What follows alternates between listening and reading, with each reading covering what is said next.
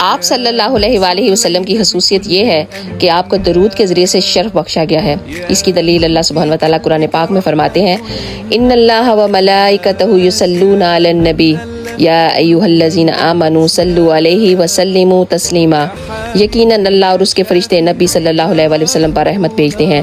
اے ایمان والو، تم بھی نبی صلی اللہ علیہ وآلہ وسلم پر درود و سلام بھیجا کرو۔ نیز آپ نے فرمایا، جو شخص مجھ پر ایک دفعہ درود پڑھے اللہ تعالیٰ اس پر 10 بار رحمت نازل فرماتا ہے۔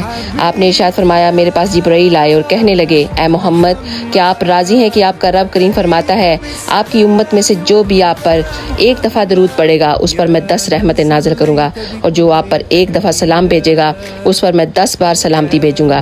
میں نے کہا، کیوں نہیں اے رب کریم؟ آپ نے ارشاد فرمایا، بخیل ہے وہ شخص جس کے پاس میرا ذکر گیا اور اس نے مجھ پر درود نہ بھیجا۔ تو پلیز ایک دفعہ درود پاک پڑھ کے اس کو ضرور شیئر کیجیے گا۔ جزاک اللہ خیر۔